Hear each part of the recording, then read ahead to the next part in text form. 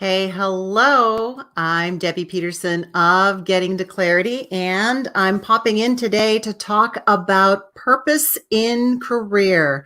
Have you lost it? Is it something where, now you're feeling kind of stuck in career? Or maybe there is this sense of frustration that there's something missing and you just can't figure out what it is, that at some level, you know that you're not aligned with the work that you want to do. That even though if your career was feeding you before, it's not feeding you now.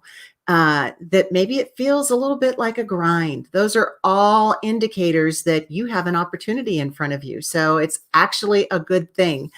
And, what I want to talk about today is, how do you find purpose? How do you find meaning in your career if you find yourself in that place of being stuck or not satisfied? Just that you're in that grind. To connect with joy and purpose. And I think purpose is one of those things that is misunderstood. People think purpose, and it's kind of like, why was I brought into this world? What is my meaning? What is my calling? And it doesn't need to be that complicated, because I know I got into that trap when I was going through my NLP study. So neuro-linguistic programming, neuro meaning the mind, linguistic meaning language, programming meaning your habits, your strategies. And NLP is all about how you use the language of the mind to really create success, to find those patterns that hold you back. And one of the conversations I had with my teacher is, what is my purpose? How do I find out my purpose? And he said, you're totally overthinking it. So the same thing with purpose in career. What lights you up? What are you passionate about? For me, it is helping women. It is helping women and emerging leaders to really figure out that question mark, to have, help them answer the questions about what is next in their career, whether that's next steps, next level, next chapter. And that is my purpose. And so how I do that is something separate from it. So I say this to you, whether you are tuning in here live or whether you're watching the replay, is to really think about purpose in your career. What brings you joy?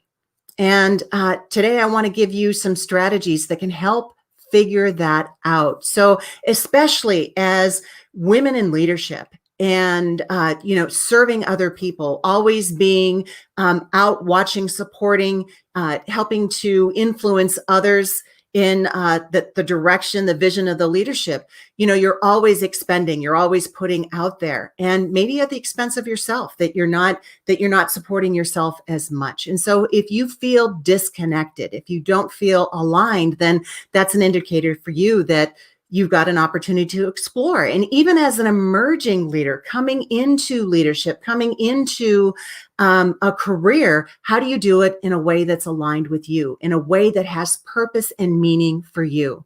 And what I want to give you now is kind of the how of you can do this, the strategies that you can do this. And here's what I would invite you to consider. Think about your current career, the career that you're in now, and imagine that you are waking up first thing in the morning, you are drawing your first breath. And as you step out of bed, you throw back the covers. What is it that you're most looking forward to in your current career? And so think about what that is. Have that curiosity. Keep a list of the things that really intrigue you, that you enjoy doing as part of your current career. Also, previous careers. What is it about previous careers that really lit you up? And it doesn't matter if this was something that you did when you were 15 or that you did it a year ago in a previous job. What are the things that really bring you joy, that have that feeling that you are tied to, and it just, the experience lifts you up? Paying attention to that can lead you toward your purpose. Even people that you admire. Who are people that you look at it and you just think, wow, that is so amazing. I would love to do something like that. But then your head jumps in and you start backtracking and thinking, no, I could never do that. Don't judge, don't change, but pay attention to the thread of what it is that maybe intrigues you about other people, that might bring joy to you or purpose to you.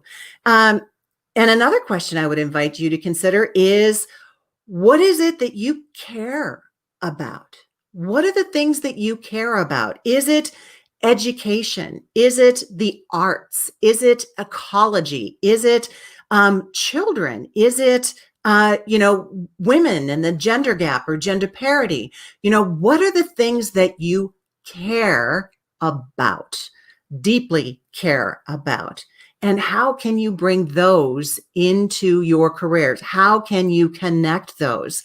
And, when you come up with this list, and I encourage you to just brainstorm and go quantity over quality, think about the things that light you up and create a list, and then go through the list to think, to find out what comes out on top, and compare one against every other one so that you're really getting an accurate reading on what lights you up the most. And so how I do that is something called the Mitchell method. Okay, my son is Mitchell. And when he was a little kid and the holiday magazines would come out with all of the sales like Toys R Us and things like that, Mitch would dive into the magazine and he would say, I want this, I want this, I want this, I want this. And I got smart. And I said, okay, first page, I want this. All right, terrific. And then we would flip it to another page and he would say, oh, but I want that. So I would go back to the first page and say, do you want this more than you want this? Which one do you want the most? And he would pick one of them. And so we'd put our finger on that one. And then we continue to go through the magazine until he said again, oh, but I want that. Okay. Then we would go to the front runner from the first exercise and compare it with this one. Which one do you want the most? And so when you consider the things that could light you up, that could spark joy, that give meaning to your career, that allow you to feel elevated or lifted up, then really prioritize it and get it down to the first one or two. And then asking yourself, how can I incorporate more of this into my role? And maybe this means that you are intentionally carving out some space to do some work around this particular area. So if your company, if education is something that's important to you and maybe children is something that's important to you, is there something in your company that you can carve out some time to work on? So the job and the work that you do has purpose because it allows you to spend time or money or resources in other areas. Are there initiatives or projects in your company that you can align yourself with? So how do you, marry those two? So asking yourself those questions. So what is it in your current career that really lights you up? What is it in careers past that have lit you up? Who are people that you admire or are curious about for what they do? And then finally, the fourth question is, what do you care about? And how can you tie those together in your career? And if you can't come up with these answers, then let's spend some time together and see if I can help you uncover what might be that source of joy for you, that source of meaning and connectedness. Because just because you have a job or just because you have even a good paying job doesn't mean that you are necessarily fulfilled or happy, and you deserve more than that. So if you would like to spend some time with me, then just grab some time on my calendar, go to claritywithdebbie.com. Let's get you some clarity about what is your purpose in your career, especially so you can find your way forward. So I hope this helps you to tap into your joy, into your meaning, because you deserve it. And until the next time, here is wishing you all the clarity that you deserve. Have a really great day, and bye-bye for now.